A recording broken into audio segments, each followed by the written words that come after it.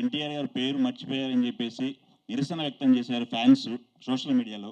అది మీ దృష్టికి వచ్చి ఉంటుంది కదా, ఇద్దరితో వర్కింగ్ ఎక్స్పీరియన్స్ ఎలా ఉంది, ఫ్యాన్స్కి ఏం చెప్పదలుచుకున్నారు? నేను అంతకుముందు కూడా చెప్పానండి, బాలకృష్ణ గారితో తారక్ గారితో అంటే ఎంతమందికి దొరికితో తెలియదు అదృష్టం. రామారావు గారి అబ్బాయితో అండ్ మనవడితో చేయటం. సో జయలోకేశ తారక్ గారితో చేసింది నా లైఫ్లో బిగ్గెస్ట్ అచీవ్మెంట్గా నేను ఎప్పుడు ఫీల్ అవుతుంటాను.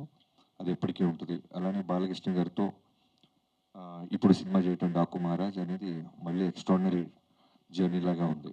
సో ఇద్దరిలో కామన్ పాయింట్స్ చాలా ఉంటాయి. బట్ మొన్న ఎవరు అడిగినప్పుడు నేను చెప్పింది ఏంటంటే, ఫ్యాన్స్ని చాలా ఓన్ చేసుకుంటారు. అంటే వాళ్ళ ఫ్యామిలీలో జరిగిన ఇన్సిడెంట్స్ అయి ఉండొచ్చు, ఎవరైనా వాళ్ళు జర్నీ చేస్తుంటే ఫంక్షన్లకు వచ్చి వెళ్తున్నా, లేదు బాలయ్య బాబు గారు కూడా షూటింగ్ ఎవరైనా ఆయన దూరంలో, మేము జైపూర్లో ఉన్నప్పుడు వచ్చిన, మారేడుమిల్లిలో ఇప్పుడు వచ్చిన, ఆయన కోప్పడుతుంటారు. ఏంట్రా అంటే దాని రీజన్, ఇంత జర్నీ చేసి వచ్చారు, వాళ్ళు సేఫ్కి వెళ్తారా లేదా అని. సేమ్ తారక్ గారు కూడా మేము పూణేలో చేస్తున్నప్పుడు ఫ్యాన్స్ ఎవరైనా వస్తుంటే మ్యాక్సిమం అవాయిడ్ చేసేవాళ్ళు. ఏంటంటే ఒకరోజు చెప్పారు, బాబు మనం అంతా ఇక్కడ కంఫర్టబుల్గా ఉంటాం, వాళ్ళ పాప నాతో ఫోటో దిగడానికో లేదా నాతో దూరంగా చూడటానికి వస్తుంటారు, మళ్ళీ వాళ్ళు వెళ్ళేదాకా నాకు బ్యాక్ ఆఫ్ ద మైండ్ అది ఉంటుంది అని.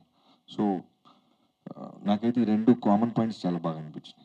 అంటే బాబీ గారు ఒక్క నిమిషం, బాబీ గారు, అదే ఈ షోలో ఎన్టీఆర్ పేరు ప్రస్తావించొద్దని ముందే మీకు సజెస్ట్ చేశారని తెలిసింది, అది నిజమేనా?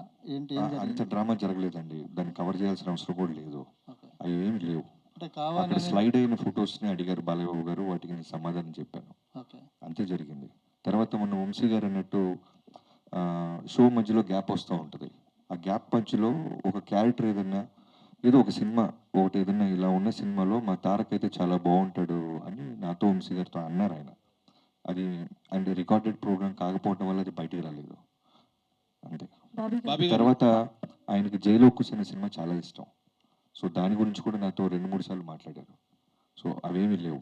అనవసరంగా చిన్నదాన్ని మనమే పాపం అనవసరంగా ఒక ఫ్యామిలీ ఇష్యూని మనం పెద్ద చేస్తుంటాం, అంతే. బాబీ గారు ఒక్క క్వశ్చన్ అండి. ట్రైలర్